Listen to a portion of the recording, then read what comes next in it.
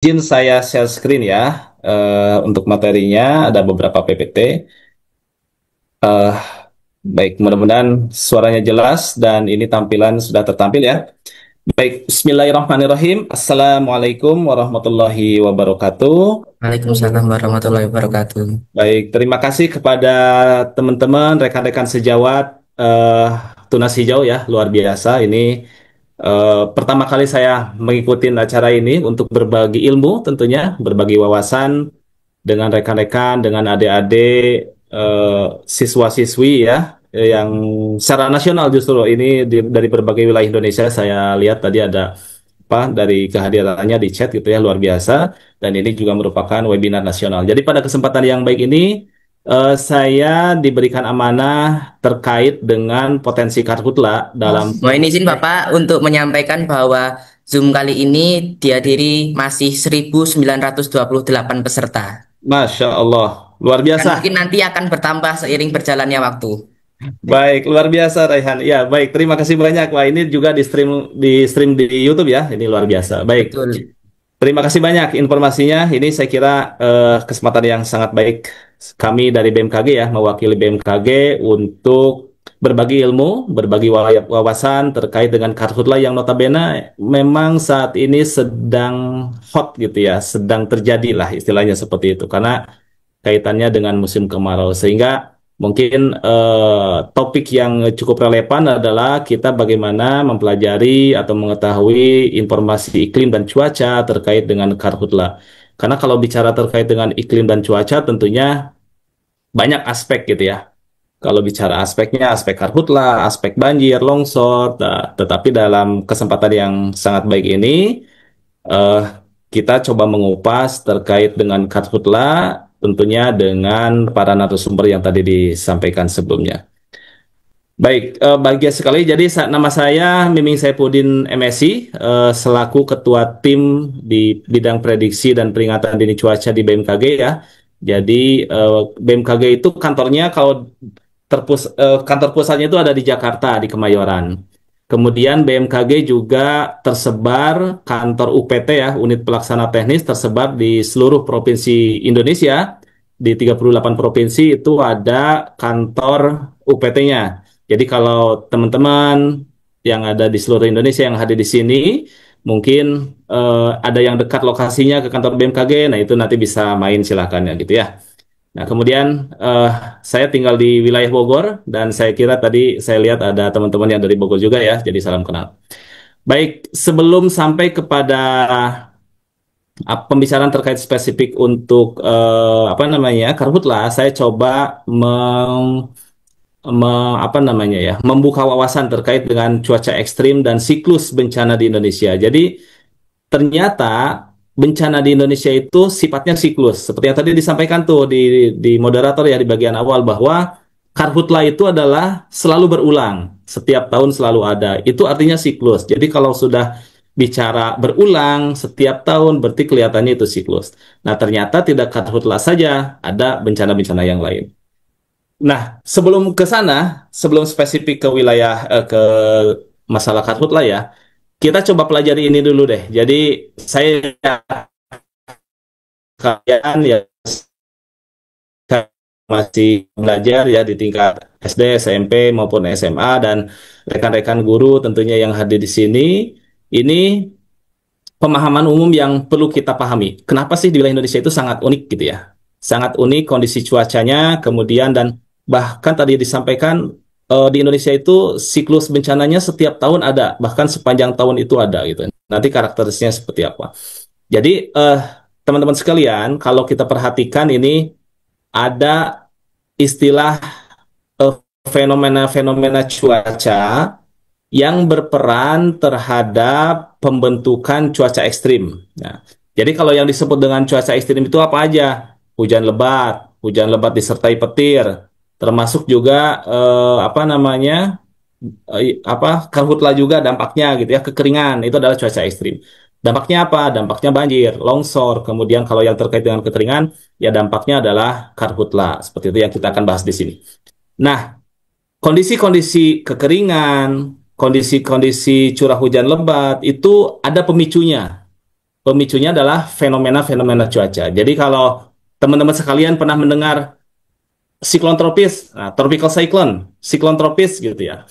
Jadi bentuknya seperti ini. Siklon itu di mana saja sih bentuknya? Nah, ternyata siklon itu ada di selatan, di wilayah apa Samudra Hindia Selatan Indonesia gitu ya. Kemudian ada di Samudra Pasifik Utara Indonesia. Nah, mungkin teman-teman yang ada di wilayah timur di tahun 2021 gitu ya pernah mengalami yang cukup ekstrim itu kondisi karena siklon Seroja, kemudian di wilayah Jogja di beberapa tahun yang lalu gitu ya itu ada cempaka. Nah, itu karakteristik-karakteristik yang bisa menimbulkan terjadinya cuaca ekstrim. Kemudian kita mengenal monsun. Nah, monsun yang disertai dengan seruakan dingin. Nah, monsun itu kalau di pelajaran mungkin di pelajaran geografi ya mungkin saat ini atau di ilmu pengetahuan alam lah terkait dengan mekanisme monsun. Nah, monsun Asia. Kemudian yang dikenal dengan monsun Australia. Kemudian mungkin teman-teman mengenal yang namanya La Nina atau El Nino. Jadi La Nina itu adalah fenomena yang bisa menyebabkan peningkatan curah hujan. Nah, jadi kalau fenomena La Nina sedang terjadi, maka di wilayah Indonesia akan basah, basahnya tinggi deh, cukup basah sehingga banyak banjir. Kalau saat El Nino terjadi, yang terjadi itu adalah umumnya kekeringan. Kemaraunya panjang, kekeringan, nah, karhutla juga meningkat. Nah, itu ada kaitannya ternyata. Kemudian ada yang namanya monsun Asia. Nah, itu kan karakteristiknya itu, angin dari selatan gitu ya. Kemudian dikenal nanti ada monsun Australia. Monsun Australia itu yang membawa udara dingin dari selatan, dari Australia, kemudian melewati Indonesia, itu yang menyebabkan terjadinya kemarau.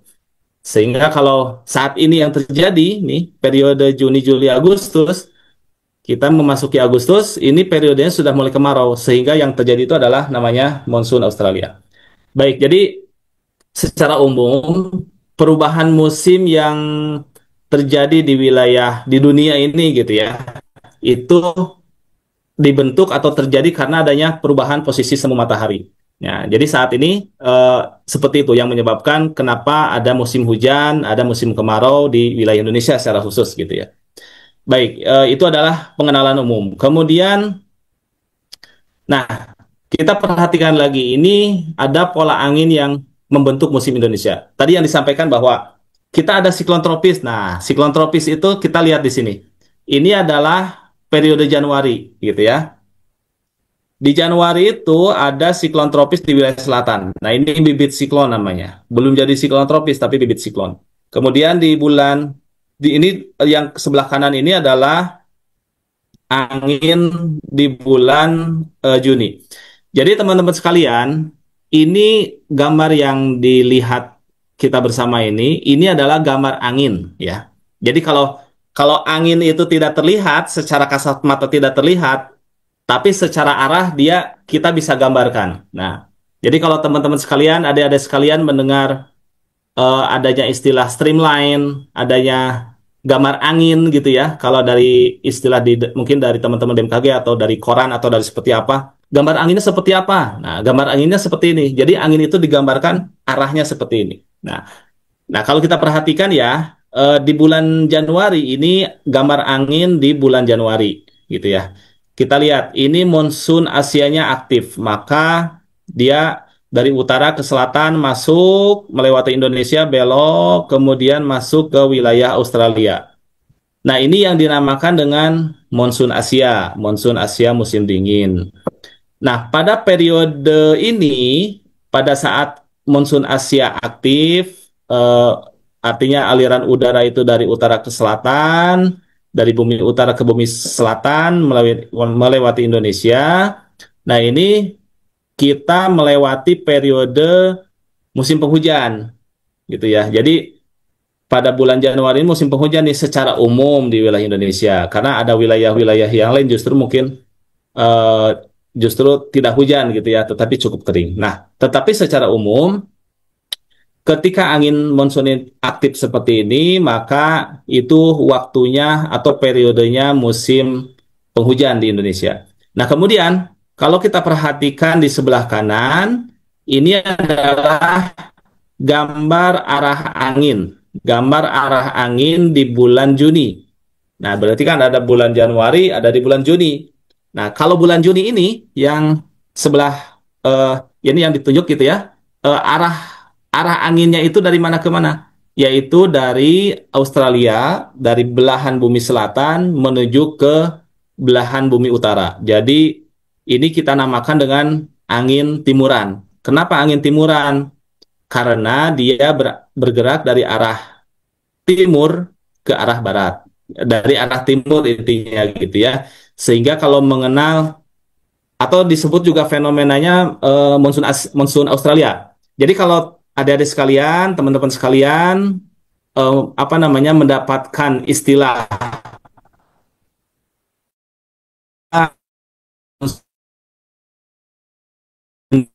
monsuran gitu.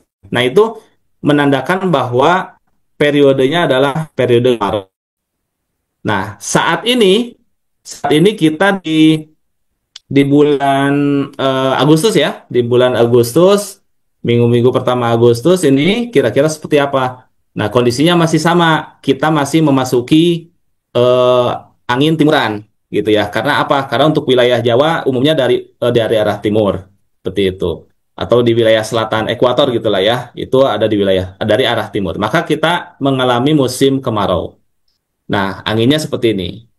Baik, kemudian kita lihat. Nah, tadi yang disampaikan bahwa siklus apa namanya ketika ketika cuaca itu berganti setiap iklim apa musim itu berganti setiap 6 bulan gitu ya, karena musimnya 6 bulan berganti musim kemarau berganti ke musim penghujan, maka eh, kondisi tersebut menyebabkan terjadinya bencana-bencana hidrometeorologi.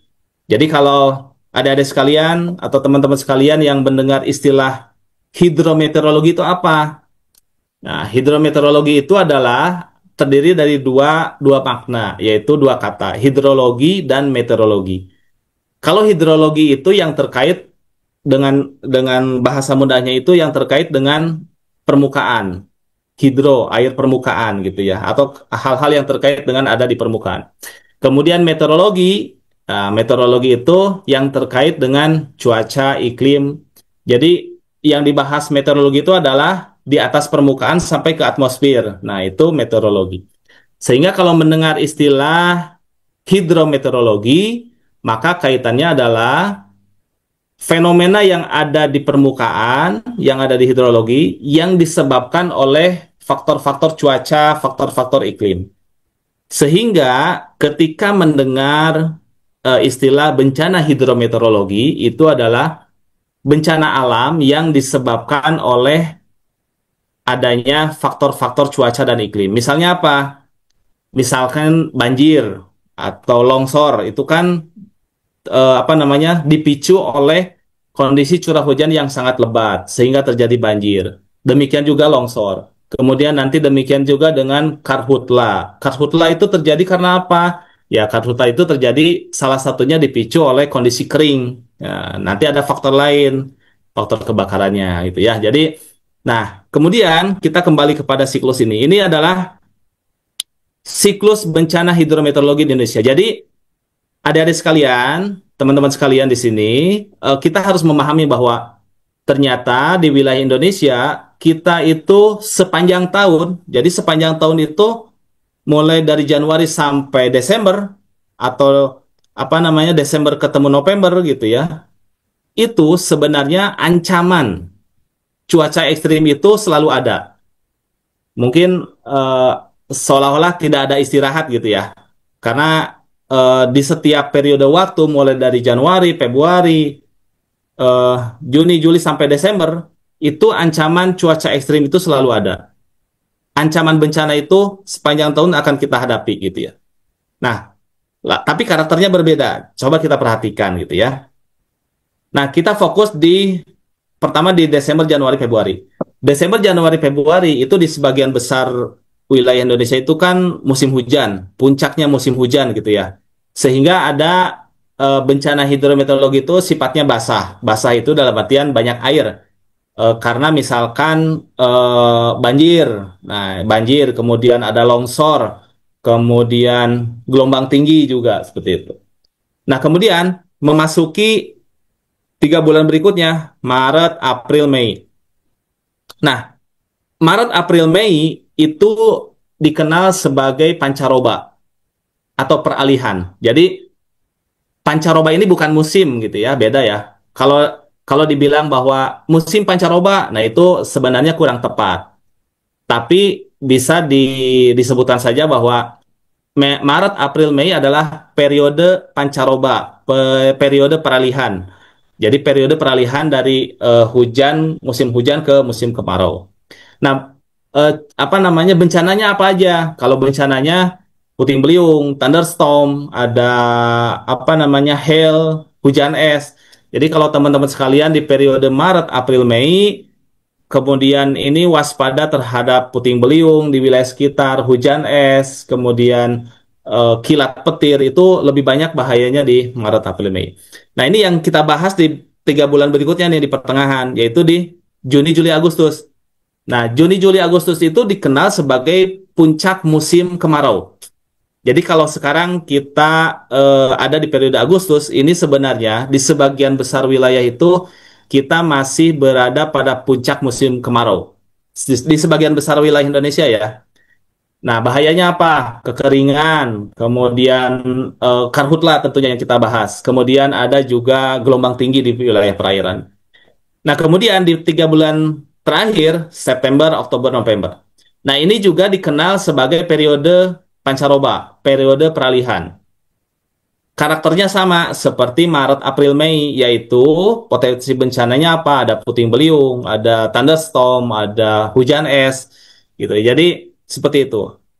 Nah, sehingga kejadian-kejadian tersebut sifatnya siklus, terjadi sepanjang tahun. Jadi kalau kita ada di Januari hingga Desember, siklus ini selalu ada ancaman di sekitar kita, gitu ya. Karena kondisi alam tentunya akan bermain di sana potensinya. Oke, baik ini yang perlu kita pahami. Kemudian kita coba fokus ke bagaimana sih karhutla, gitu ya. Musim kemarau dan karhutla kaitannya seperti apa? Nah, teman-teman sekalian, jadi BMKG itu memiliki tugas dan fungsi. Salah satunya itu adalah untuk memberikan analisis dan perakiraan. Perakiraan musim seperti apa, musim ke depan seperti apa, kemaraunya seperti apa, panjang kemarau berapa lama, berapa bulan, saat ini sudah posisi apa. Nah, ini kita lihat di peta. Jadi, eh, coba kita fokus di peta Indonesia ini ya, di peta Indonesia ini. Peta Indonesia ini ada yang warna coklat, ada yang warna hijau, kemudian ada yang warna putih. Nah, ini kebetulan teman-teman yang ada di online ini kan tersebar di seluruh wilayah Indonesia ya. Coba perhatikan di wilayah masing-masing. Warnanya apa? Misalkan di Surabaya warnanya apa? Di wilayah barat atau wilayah timur dan wilayah lainnya seperti apa? Coba perhatikan dulu. Nah, eh warna warna coklat ya, warna coklat itu menunjukkan wilayah yang sedang musim kemarau. Artinya curah hujannya sangat rendah gitu ya. Kemudian yang warna hijau itu apa namanya? Yang bisa dikatakan sebagai wilayah yang masih basah, gitu ya. Sehingga masih curah hujannya masih cukup banyak. Nah, untuk kondisi saat ini di bulan ini update-nya di bulan akhir Juli ya. Jadi di akhir Juli sebagian besar wilayah Sumatera, teman-teman yang di wilayah Sumatera ini saat ini kemaraunya puncaknya masih masih berlangsung. Di wilayah Jawa pun demikian gitu ya. Karena kita lihat sebagian besar wilayah Jawa, terutama wilayah Jawa Timur, sebagian besar wilayah Jawa Tengah, termasuk Jawa Barat, ini didominasi warna coklat, bahkan hingga Nusa Tenggara, NTT, NTB gitu ya. Ini mengindikasikan bahwa puncak kemarau masih berlangsung. Nah, coba perhatikan teman-teman yang ada di Surabaya ya, nih para moderator yang kelihatannya tadi ada disampaikan di Surabaya, kondisinya masih cukup kering nih dalam beberapa minggu terakhir gitu ya. Paling tidak sampai mungkin September Oktober itu sudah mulai ada pancaroba, peralihan, ada hujan gitu ya. Nah, kalau kita fokus terkait dengan musim kemarau saat ini yang masih berlangsung, berarti tadi yang saya sampaikan bahwa Juni, Juli, Agustus itu adalah periode musim kemarau. Bahkan puncaknya itu umumnya ada di periode ini. Gitu ya. Sehingga dampak apa yang terjadi ketika musim kemarau berlangsung? Pertama tentunya kekeringan nih. Kalau kita perhatikan di foto paling kiri bawah ini kan ada para petani yang sedang mencari air yang lingkungannya itu sudah kering, sawahnya itu sudah kering. Jadi kita bisa membayangkan bahwa sawah yang tadinya hijau gitu ya, banyak padinya dipanen, kemudian di musim kemarau tiba-tiba kering dan bahkan mencari air pun menjadi sangat sulit gitu. Itu salah satu dampaknya kekeringan. Kemudian dampak lain ketika kemarau dan kekeringan itu adalah karhutla yang sedang kita bahas. Ini kita perhatikan ini salah satunya di apa namanya? Di savana gitu ya, di wilayah-wilayah Nusa Tenggara Timur yang banyak wilayah seperti ini dengan rumput kering di periode di padang yang luas gitu ya. Rumputnya kering, kemudian kondisinya panas, ini bisa terjadi kebakaran. Kemudian yang perlu kita waspada, teman-teman sekalian, adik-adik sekalian, ini adalah ketika berada di posisi di luar rumah nih, ini yang harus hati-hati. Dehidrasi itu harus dihindari ya, banyak minum, kemudian berteduh, jangan berlama-lama di wilayah luar, di ketika terik tentunya. Nah ini kondisinya seperti itu. Nah kemudian dari sisi penyakit juga ada dampaknya tuh kemarau itu, yaitu apa? Karena adanya perubahan suhu dari tadinya panas, tadinya dingin, gitu, banyak hujan, kemudian tiba-tiba panas pada siang hari gitu ya. Nah ini kondisi-kondisi ini yang bisa menyebabkan kondisi badan menjadi tidak fit. Jadi pesannya itu adalah bahwa kita harus jaga kondisi di periode panas seperti ini. Nah, lanjut ke karhutla. Oke, sekarang kita perhatikan. Kalau bicara terkait dengan wilayah potensi karhutla, kebakaran hutan dan lahan, jadi karhutla itu istilah yang apa namanya singkatan ya, kebakaran hutan dan lahan. Tadi disampaikan oleh moderator sudah sangat baik sekali.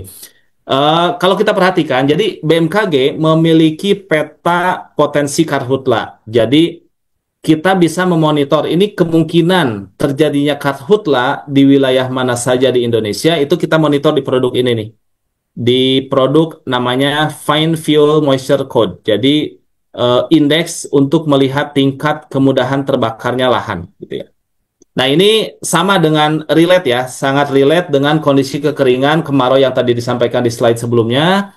Wilayah Sumatera warnanya coklat, kering gitu ya, dan ternyata potensi karhutlanya juga tinggi. Oh ini kalau kita lihat petanya ini kan warnanya merah gitu ya, itu sangat potensi untuk terjadinya kebakaran. Dan ternyata tidak di Sumatera saja, di teman-teman yang ada di Kalimantan juga harus waspada nih. Karena Kalimantan Barat, kemudian Kalimantan Tengah, Kalimantan Selatan, ini wilayah-wilayah yang saat ini masih harus waspada. Termasuk wilayah Jawa Timur yang teman-teman moderator ada di sana gitu ya saat ini. Jawa Tengah juga terutama. Nah ini juga relate atau sejalan dengan informasi iklim tadi bahwa di wilayah Jawa Tengah, Jawa Timur, sebagian besar Nusa Tenggara, di Nusa Tenggara, kemudian di Sulawesi Tenggara juga, Sulawesi Selatan ini ada yang merah.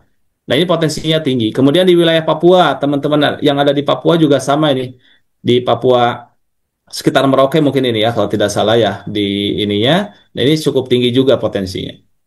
Nah, jadi BMKG kaitannya dengan tugas fungsi untuk potensi karhutla, kita memiliki perakiraan iklimnya akan seperti apa. Kemudian kita juga memiliki potensi kebakarannya seperti apa. Nah, kita bisa lihat di sini produknya. Nah, kalau bicara terkait dengan karhutla, ini juga sangat ekstrim gitu ya. Mungkin teman-teman yang ada di wilayah Riau, di wilayah Sumatera, Sumatera Selatan, kemudian wilayah Jambi, ini dan Kalimantan Barat ya. wilayah Kalimantan lah, Kalimantan Barat, Selatan, wilayah Kalimantan Tengah, itu adalah wilayah-wilayah yang rawan karhutla. Jadi istilahnya hampir setiap tahun itu karhutlanya selalu tinggi gitu ya. Nah ini mungkin teman-teman di wilayah sana pernah melihat seperti ini gitu ya. Bagaimana kondisi asapnya, dampak asapnya itu seperti apa, sangat mengganggu, sangat pekat, bahkan bisa menimbulkan penyakit pernapasan. Bahkan karhutla itu bahayanya tidak hanya dirasakan oleh manusia. Nah, kita lihat di foto ini penyelamatan orang utan di wilayah, mungkin di wilayah Kalimantan ya, ketika terjadi karhutla. Jadi selain berbahaya terhadap kondisi lingkungan, warga, masyarakat, dampak daripada karhutla ini juga berbahaya bagi makhluk yang lain. Dan ternyata memang dengan kondisi kering di musim kemarau, eh, apa namanya, kebakaran itu tidak hanya terjadi di wilayah yang rawan-rawan seperti Sumatera dan wilayah Kalimantan. Karena kalau kondisi kering itu juga bisa terjadi di wilayah manapun, seperti di wilayah Bromo ini beberapa tahun yang lalu ya. Kebakaran savana di Gunung Bromo ini cukup luar biasa juga ya. Ini juga yang harus kita perhatikan. Nah, ini adalah sangat terlihat sekali bagaimana potensi karhutla, kemudian dampaknya itu sangat luar biasa. Selain merugikan terhadap apa namanya kesehatan, terhadap ekonomi, bahkan terhadap kondisi kesehatan warga dan masyarakat juga ini sangat sangat luar biasa. Nah, sehingga tentunya pemerintah termasuk juga BMKG memiliki kewajiban untuk bisa memitigasi semua ini. Artinya memitigasi itu mencegah supaya tidak terjadi atau menanggulangi ketika sudah terjadi. Baik, coba kita lanjut. Nah, ini adalah strateginya. Jadi, bagaimana sih ketika karhutla terjadi? Maka ada strateginya. Ada kita apa namanya dari sisi iklim kita memberikan informasi iklim, cuacanya seperti apa gitu ya. Kemudian ada juga tahapan-tahapan lain yang bisa kita berikan.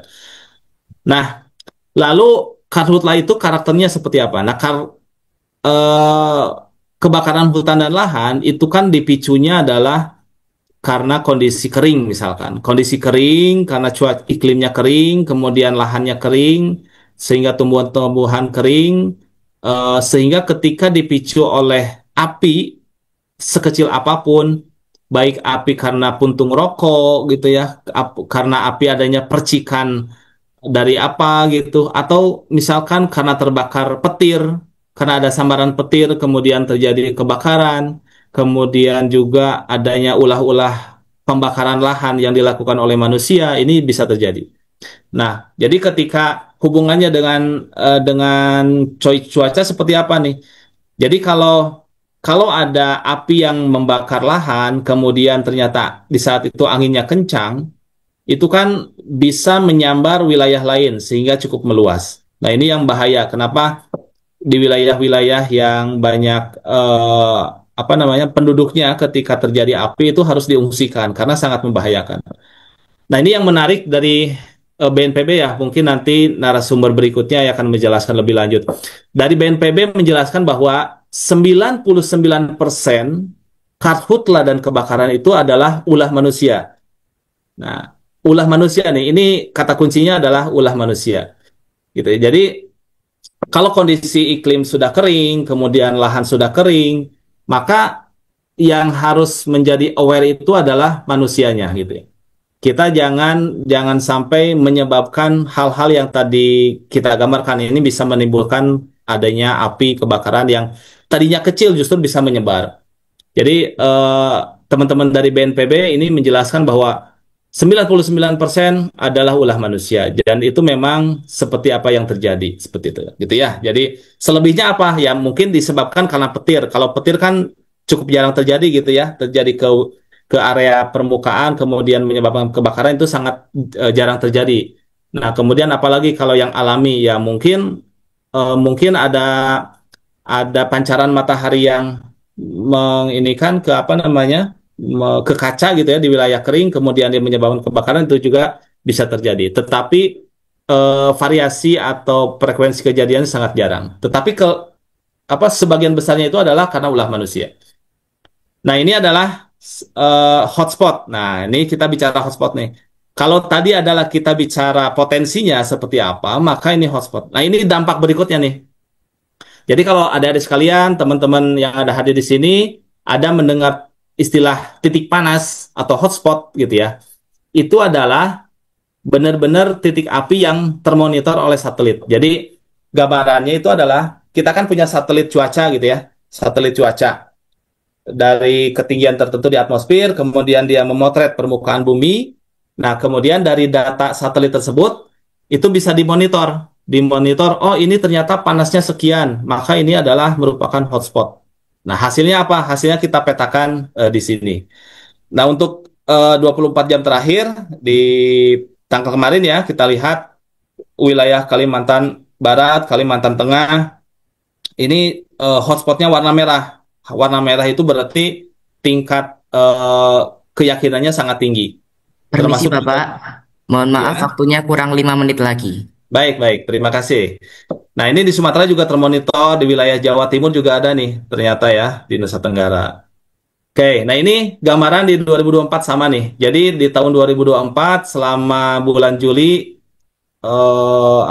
tersebar warnanya merah gitu, kuning dan merah. Wah, ini luar biasa sekali. Berarti kita yakin bahwa Juni, Juli, Agustus ini adalah periode kemarau yang dimana dampaknya kekeringan, sehingga dampaknya apa? Dampaknya titik api dan hotspotnya itu juga cukup tinggi. Seperti itu. Baik, ini bicara peringatan dini ya, potensinya. Nah, teman-teman sekalian nanti silakan bisa mengeksplor gambar yang tadi saya sampaikan di spartanbmkg.go.id. Nah, ini adalah jika ingin melihat potensi kebakaran di wilayah kita sekitar nih, seperti apa warnanya, merah, kuning, hijau, atau biru gitu ya. Kalau biru itu aman, kalau semakin merah itu adalah semakin bahaya. Nah, di wilayah Riau kondisinya sangat bahaya gitu ya. Di wilayah Jawa Timur, Surabaya juga kondisinya cukup kering nih, kelihatannya seperti itu. Baik, ini adalah sebaran asap tadi. Kalau sebaran asap juga potensinya kalau sudah termonitor sebaran asap, nah ini juga harus diwaspadai. Kemudian ya mungkin ini diseminasi. Nah, ini yang kita sampaikan yang terakhir ya, ini langkah mitigasi. Jadi langkah pencegahan yang dilakukan oleh pemerintah tentunya di BMKG juga gitu ya. Kita melakukan yang namanya modifikasi cuaca. Nah, modifikasi cuaca itu apa sih sebenarnya gitu kan? Nah, kita lihat di sini. Ini adalah operasi modifikasi cuaca. Jadi tujuannya itu kan karhutla itu kering kondisinya. Dia itu memerlukan lahan yang basah. Sehingga apa? Sehingga dilakukan modifikasi cuaca tujuannya untuk apa? Untuk mendapatkan hujan. Supaya hujan itu bisa dipercepat turun atau menjadi cukup banyak. Nah, itu tujuannya modifikasi cuaca. Nah, ini urutannya dari satu 3 hingga nomor 9 ya. Ini adalah bagaimana operasinya kita perhatikan mulai dari analisis iklim, analisis cuaca, kemudian penaburan garam. Jadi gambarannya seperti ini nih, menabur garam di nomor 7 nih kita lihat. Menabur garam di awan. Jadi awannya itu disimpan garam itu disimpan di pesawat kemudian ditabur di awan. Nah, itu seperti itu jadi gambarannya. Operasi modifikasi cuaca namanya. Baik, mungkin demikian Raihan ya. Dari saya cukup. Nanti kalau ada pertanyaan mungkin kita akan lebih panjang lagi di diskusi. Silakan. Terima kasih. Baik Bapak, terima kasih atas pemaparan materi yang sangat luar biasa. Sebelum saya melanjut ke sesi tanya jawab, di sini saya akan sampaikan bahwa ada 2.182 peserta yang telah bergabung pada webinar siang hari ini. Sebentar, saya akan membacakan resum singkat saya dari materi Bapak tadi. Bencana hidrometeorologi di Indonesia bersifat siklus dan berulang, dipengaruhi oleh perubahan posisi semu matahari yang memicu perbedaan panas dan tekanan udara antara belahan bumi utara dan selatan. Kondisi cuaca ekstrim seperti kekeringan atau hujan lebat dipicu oleh fenomena atmosfer, antara lain siklon tropis, monsun Asia dan Australia, serta fenomena global La Nina dan El Nino. La Nina meningkatkan curah hujan yang berpotensi menyebabkan banjir, sedangkan El Nino memicu kekeringan dan memperpanjang musim kemarau. Pada Juni sampai Agustus, angin timuran dari Australia membawa udara kering sehingga curah hujan rendah, suhu terik, dan risiko karhutla meningkat. Siklus bencana meliputi Desember sampai Februari, rawan banjir dan longsor. Maret sampai Mei, rawan puting beliung dan hujan es. Juni sampai Agustus, rawan kekeringan dan karhutla. Serta September sampai November, kembali rawan puting beliung dan hujan es. Peta BMKG terbaru per 8 Agustus 2025 menunjukkan sebagian besar wilayah Sumatera, Kalimantan, Sulawesi bagian selatan tengah, Nusa Tenggara, Maluku, dan Papua bagian selatan berada pada kategori sangat tinggi hingga ekstrim kemudian terbakar. Sementara wilayah lain berada pada kategori rendah. Penting untuk diketahui, 99% kebakaran hutan dan lahan di Indonesia disebabkan oleh ulah manusia, baik sengaja maupun tidak sengaja, sehingga faktor manusia menjadi kunci pencegahan. Dampak kekeringan dan kemarau tidak hanya memicu karhutla, tetapi juga bisa menurunkan kebugaran dan kesehatan kita. BMKG akan terus memantau serta memberikan informasi perkiraan musim untuk meningkatkan kesiapsiagaan masyarakat terhadap bencana hidrometeorologi yang mengintai sepanjang tahun. Baik, kita akan lanjut ke sesi tanya jawab. Untuk yang di Zoom silakan raise hand dan menyalakan kameranya, dan untuk yang di YouTube bisa menyampaikan pertanyaan di kolom chat. Baik Bapak, di sini sudah ada penanya pertama. Yang pertama ada Gemelina, tim 2 Literasi SMPN 5 Samarinda. Silakan.